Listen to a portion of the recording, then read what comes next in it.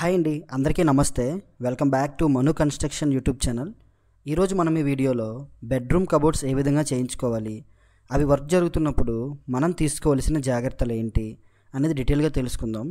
Already TV unit ఏ విధంగా చేయించుకోవాలి, కిచెన్లో కబోర్డ్స్ చేయించే ముందు మనం తీసుకోవాల్సిన జాగ్రత్తలు ఏంటి అని దీనికి ముందు వీడియోలో అయితే నేను చెప్పడం జరిగిందండి. సో ఒకవేళ ఆ వీడియో చూడని వాళ్ళైతే చూడండి.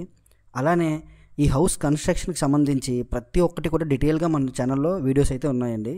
కొత్తగా ఇల్లు కట్టుకునే వారికి ఆ వీడియోస్ ఎంతో కొంత హెల్ప్ అవుతాయి. ఒకవేళ మీరు మా ఛానల్ కొత్తగా వచ్చిన వాళ్ళైతే ఆ వీడియోస్ చూడండి. వీడియోస్లో ఉన్న ఇన్ఫర్మేషన్ మీకు నచ్చితే తప్పకుండా వీడియోకి ఒక లైక్ చేసి మీ ఫ్రెండ్స్ అండ్ ఫ్యామిలీ మెంబర్స్కి షేర్ చేయండి. కొత్తగా హౌస్ కన్స్ట్రక్షన్ చేసే వాళ్ళకి అలానే సబ్స్క్రైబ్ చేసుకొని బెల్ ఐకాన్ ఆన్లో పెట్టుకోండి. మరి ఇంక ఇటువంటి ఇన్ఫర్మేషన్స్ ఎన్నో వీడియోస్ మన ఛానల్లో అయితే ముందు రాబోతున్నాయి. ఇంకా మనం వీడియో స్టార్ట్ చేద్దాం. మీరు ఇక్కడ చూస్తున్నారు కదండి, ఇది వచ్చేసి మాస్టర్ బెడ్రూమ్లో కబోర్డ్ ఏరియా అండి. సో యాక్చువల్లీ మాస్టర్ బెడ్రూమ్లో మనం బీరువా అయితే పెట్టుకోవడం జరుగుతుంది.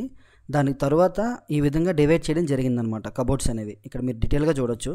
విండో కింద నీట్గా సెట్ చేసాం. విండో ఒకటి ఉంది, ఆ పక్కనే పెద్ద కబోర్డ్ ఒకటి, చిన్న కబోర్డ్ ఒకటి, బీరువా పెట్టుకోవడానికి కూడా ప్లేస్ ఉంచామన్నమాట. సో ఈ విధంగా డివైడ్ చేయడం వల్ల కార్పెంటర్కి ఈజీగా ఉంటుందండి. అంటే వాళ్ళు ఫ్రేమ్ వర్క్ చేసినప్పుడు సపరేట్గా డివైడ్ చేయాల్సిన పని లేదనమాట. మనం ఎక్కడెక్కడైతే పిన్నులు కట్టామో అలాగా పిన్నులకు తగ్గట్టు ఈ విధంగా ఫ్రేమ్ వర్క్ చేసుకుంటే సరిపోద్ది. నీట్గా డోర్స్ అనేవి బాగా సెట్ అవుతాయి అన్నమాట. అంటే ఇక్కడ మీరు డీటెయిల్గా చూడొచ్చు. స్లేడ్ పైన వచ్చేసి వదిలేసాం, కానీ స్లేడ్ కింద మొత్తం కూడా నీట్గా బీరువాకు ఒక పాయింట్, అలానే తర్వాత డబల్ డోర్కి ఒకటి, సింగిల్ డోర్కి ఒకటి, ఈ విధంగా డివైడ్ చేసి తాపి పని అనేది చేయడం జరిగింది. సో ఈ విధంగా ఉండడం వల్ల కార్పెంటర్కి యూజ్ అవుతుంది, ఓనర్ కూడా మంచి అవుట్పుట్ వస్తుంది అనమాట. ఇక్కడ మీరు చూడొచ్చు నీట్గా డోర్స్ అన్నీ ఏ విధంగా ఉన్నాయనేది చూడండి డీటెయిల్గా. ప్రతి ఒక్కటి కూడా ఒకవేళ ఈ విధంగా మీరు వర్క్ చేయలేదు అనుకోండి, అది మొత్తం కార్పెంటర్ వుడ్ వర్క్ చేయాలన్నమాట. సో అమౌంట్ అనేది ఎక్కువ తీసుకుంటారు, మొత్తం బాక్స్ వర్క్ చేయాలండి అని చెప్పేసి. అదే మీరు ఈ విధంగా తాపి పనితో నీట్గా చేయించుకున్నట్లయితే ఫ్రేమ్ వర్క్కి డబ్బులు తగ్గుతాయి. అదేవిధంగా కార్పెంటర్ కూడా ఈజీగా ఉంటుంది అనమాట. మెజర్మెంట్స్ ప్రకారం డోర్ వస్తాయి. డబల్ డోర్ 2 డోర్లు వచ్చింది బీరువా ఏరియా, ఇంకో 2 డోర్లు, ఒకటి సింగిల్ డోర్కి. ఈ విధంగా కాకుండా కొంతమంది ఏం చేస్తారంటే పిన్నులు మెజర్మెంట్స్ని బట్టి ఎక్కడ పడితే అక్కడ కడతారండి. ఆ విధంగా కట్టకూడదు. మీరు ముందే కార్పెంటర్ని పిలిచి ఏ విధంగా చేస్తే బాగుంటుంది, మీరు ఇక్కడ ఎన్ని డోర్లు పెడదాం అనుకుంటున్నారు, ఇక్కడ ఏంటి, ఏ వర్క్ చేస్తే బాగుంటుందని డీటెయిల్గా కార్పెంటర్ని కనుక్కోండి. అలానే ఇంటీరియర్ డిజైనర్తో చేయిస్తే ఇంటీరియర్ డిజైనర్ని, కార్పెంటర్తో చేయిస్తే కార్పెంటర్ని పిలిచి ఈ విధంగా చేయించుకోవాలండి. ఇది ఒక్కొక్క పని జరిగినప్పుడు ఒక్కొక్కసారి కాదండి. మీరు స్టార్టింగ్లోనే టోటల్గా కిచెన్ కబోర్డ్స్ కావచ్చు, టీవీ కబోర్డ్స్, బెడ్రూమ్ కబోర్డ్స్, ఇవన్నిటికీ కూడా ఒకసారి పిలిచి డీటెయిల్గా మేస్త్రి ఉన్నప్పుడు అన్నీ కూడా మెజర్మెంట్లు నోట్ చేసుకున్నట్లయితే మీకు తర్వాత ఇంకా ఇబ్బంది ఉండదన్నమాట. నీట్గా ఉంటుంది ఏ ప్లేస్లో ఏంటి అనేది. అదేవిధంగా బీరువా పెట్టాలంటే కంపల్సరీగా 1.5 నుంచి 2 అడుగులు అయితే ఉండాలండి కబోర్డ్ వెడల్పు అనేది కంపల్సరీగా. అంటే మీకు రూమ్ సైజ్ తగ్గిందనుకోండి, ఈ విధంగా డోర్స్ కాకుండా స్లైడింగ్ డోర్స్ చేసుకోవచ్చు. కానీ ఆ కబోర్డ్ ఇప్పుడు స్లేడు ఈ కబోర్డ్ ఏరియా కానీ చిన్నది చేశారనుకోండి, అంటే కొన్ని దగ్గరలు 9 ఇంచీలు పెడుతున్నారు, కొన్ని దగ్గరలు అడుగు పెడుతున్నారు, కొన్ని దగ్గరలు 15 ఇంచీలు పలకలు పెడుతున్నారు. అవి పెట్టడం వల్ల బీరువా అయితే పెట్టడం అవ్వదండి. మీరు ఎంత వుడ్ వర్క్ చేయించుకున్నా సరే వేస్ట్ అనమాట. మినిమం 2 అడుగులు కబోర్డ్ ఉంటేనే మీకు బాగుంటుంది. అంటే ఎక్కువ లోపల మెటీరియల్ ఎక్కువ పడుతుంది. షూట్లు, డ్రెస్సులు ఇవే ఉన్నా పెట్టవచ్చు. లగేజ్ బ్యాగ్స్ అన్నీ పైన పెట్టుకోవచ్చు, లేదంటే కింద పెద్ద బాక్స్లో ఉంచితే కింద పెట్టుకోవచ్చు. అదేవిధంగా బీరువా కూడా పెట్టుకోవచ్చు. ఇవేవి లేకుండా ఈ మెజర్మెంట్స్ ఏవి చూడకుండా ఎలా పడితే అలా కబోర్డులు అంటే సిమెంట్ పని చేయించేసి తర్వాత కార్పెంటర్ని పిలిచి ఈ విధంగా చేయండి అంటే అలా ఏం చేయలేరు. మీరు తాపి పని ఎంతైతే చేయించారో మొత్తం నీట్గా కొట్టేస్తారండి. అన్ని పలకలన్నీ కొట్టేసి నీట్గా బాక్స్ వర్క్ చేస్తాం సార్, అమౌంట్ ఎక్స్ట్రా అవుతుందని చెప్తారనమాట. ఇంకా వాళ్ళు చేసేది ఏమి ఉండదు కదా. సో అందుకే తాపి పని జరిగేటప్పుడే కార్పెంటర్ని కానీ లేదంటే ఇంటీరియర్ డిజైనర్ని కానీ పిలిచి సజెషన్ తీసుకొని మన రూమ్ సైజ్ ఏంటి అనే దాన్ని బట్టి పెట్టాలి. ఇప్పుడు నేను ఇక్కడ మెజర్మెంట్స్ కూడా చెప్పొచ్చండి, కాకపోతే రూమ్ సైజుని బట్టి మెజర్మెంట్స్ అనేవి వస్తాయి. సో అందుకే మెజర్మెంట్స్ అనేవి చెప్పట్లేదు, ఎప్పుడు చేయించుకుంటే మంచిది అనేది చెప్తున్నాను అనమాట. సో అదేవిధంగా వెడల్పు అనేది కన్ఫర్మ్గా 1.5 దాటి ఉండేట్టుగా చూసుకోండి. 2 తర్వాత వచ్చేసి చాలామంది సందేహం ఏంటంటే పెయింటింగ్ వర్క్ అయిపోయిన తర్వాత చేయించుకుంటే మంచిదా, పెయింటింగ్ వర్క్ అవ్వక ముందు చేయించుకుంటే మంచిదని కూడా చాలామంది అడుగుతున్నారండి. పెయింటింగ్ వర్క్ అవ్వక ముందే చేయించుకోండి, అయిపోయిన తర్వాత చేయిస్తే మీకు వృధా అనమాట. పెయింటింగ్ వర్క్ అవ్వక ముందు చేయిస్తేనే మీకు పెయింటింగ్ కలర్స్ ఏ వేసుకోవాలనేది డీటెయిల్గా తెలుస్తుంది.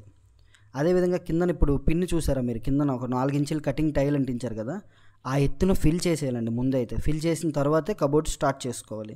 కొంతమంది గ్రౌండ్ వరకు కబోర్డ్ అనేది ఉంచుతారు, అది ఉంచడం వల్ల మీరు కడిగినా రూమ్ క్లీన్ చేసినా ఏ చేసినా సరే చెదలు పట్టే అవకాశం ఉంటుంది. అది చిన్న ఏరియా చెదలు పట్టిందంటే మొత్తం పోద్దనమాట.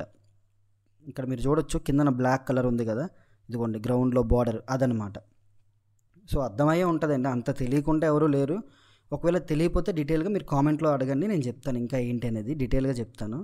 అదొకటి. రెండోది వచ్చేసి పెయింటింగ్. ఎందుకంటే నేను పెయింటింగ్ వర్క్ అయిన తర్వాత మీరు కబోర్డ్స్ చేయించారు అనుకోండి, ఆల్రెడీ మీరు చేయించిన డిజైన్స్ అన్నీ వృధా అనమాట, మొత్తం పోతాయి.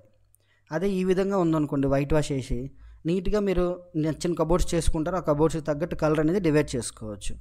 ఇందాక మీరు చూసింది మాస్టర్ బెడ్రూమ్ అండి. సో ఇప్పుడు మీరు చూస్తున్నది చిల్డ్రన్స్ బెడ్రూమ్ అనమాట. సో ఇంటికి 2 బెడ్రూమ్స్ ఉన్నాయి, మాస్టర్ బెడ్రూమ్, చిల్డ్రన్స్ బెడ్రూమ్. ఇప్పుడు ప్రతి ఇంటికి కూడా కంపల్సరీగా మాస్టర్ బెడ్రూమ్ ఒకటి, చిల్డ్రన్స్ బెడ్రూమ్ ఒకటి అయితే కంపల్సరీగా ఉంటుంది. ఇది వచ్చేసి చిల్డ్రన్స్ బెడ్రూమ్ అండి. ఇక్కడ మేము ఏం చేసామంటే పెయింటింగ్ అని ఒక కోటింగ్ కలర్ అయితే అయిపోయిందండి. ఫస్ట్ కోటింగ్ కలర్స్ అయిపోయిన తర్వాత కబోర్డ్ వర్క్ అనేది చేయించారు. మీరు వీలైతే ఒక కోటింగ్ చేయించుకోండి. నాకు తెలిసి ఒక కోటింగ్ కూడా వేయకుండా నీట్గా అంటే ప్రైమర్ వర్క్ అంటే 2 కోటింగ్లు పుట్టి పెట్టి ప్రైమర్ వేసిన తర్వాతే నీట్గా ఆ విధంగా మనం కబోర్డ్ వర్క్ చేయించుకొని నీట్గా కలరింగ్ వేసుకోవడం చాలా బెస్ట్ అండి. కానీ కొంతమందికి ఏంటంటే కలర్ ఎలా వస్తుందో మనకు తెలియదు కదా. సో శాంపిల్గానే ఒక కోటింగ్ వేసి కబోర్డ్స్ వర్క్ చేయిస్తే మనకి డీటెయిల్గా అర్థమవుద్ది అనుకుంటారు అనమాట. సో ఇవన్నీ కూడా మీరు వర్క్ స్టార్ట్ అవుతున్నప్పుడే ఒక ప్లాన్గా ప్రిపేర్గా ఉండి చేయించుకుంటే వర్క్ అనేది నీట్గా ఉంటుంది. మీకు ఎంత డబ్బులు పెట్టినా సాటిస్ఫాక్షన్గా ఉంటుంది. లేదనుకోండి మీరు ఎంత డబ్బులు పెట్టినా సరే సాటిస్ఫాక్షన్గా ఉండలేరు. అదేవిధంగా ఫాల్ సీలింగ్ కూడానండి. ఇక్కడ మీరు చూడొచ్చు కబోర్డ్ లోపలికి వెళ్ళిపోయింది ఫాల్ సీలింగ్ అంతా కూడా. సో కబోర్డ్లోకి వెళ్ళకూడదు. ఫాల్ సీలింగ్ కూడా ముందే మీరు ఎంతవరకు కబోర్డులు చేయించమని కొంతమంది అనడం వల్ల ఏం చేస్తారంటే ఫాల్ సీలింగ్ డిజైన్ స్లేడ్ కింద వరకు తిప్పేస్తారనమాట. సో ఆ విధంగా చేయించకుండా మీరు కబోర్డులు చేయించినా చేయించకపోయినా దేనికి ఎక్కడ ఏ వర్క్ చేయించాలో ఆ విధంగా చేయించుకుంటే ఫ్యూచర్లో మీరు చేయించుకున్నా ఇబ్బంది పడక్కర్లేదనమాట.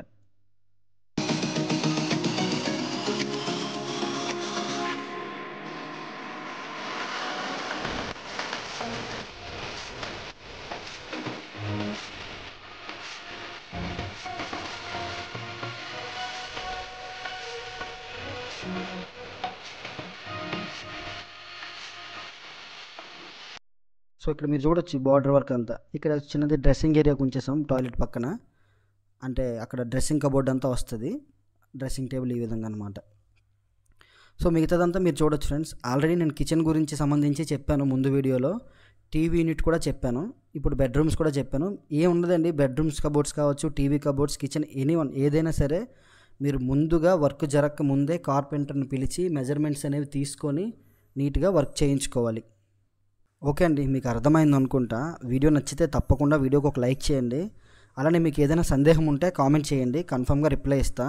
ఒకవేళ నాకు కానీ మీరు కాల్ చేయాలి మాట్లాడాలనుకుంటే ఇన్స్టాగ్రామ్లో మెసేజ్ చేస్తే నేను రిప్లై ఇస్తాను, నెంబర్ కూడా ఇస్తా. లేదు అంటే కాల్ మీ ఫర్ యాప్ నుంచి కూడా నాతో మాట్లాడవచ్చు. కాల్ మీ ఫర్ డౌన్లోడింగ్ చేసుకొని డేవిడ్ మనోహర్ అని ఉంటుంది అందులో. సో దాని నుంచి అయితే మీరు కాల్ చేయొచ్చు. ఇంకేమైనా సందేహాలు ఉంటే కామెంట్లో కామెంట్ చేయండి.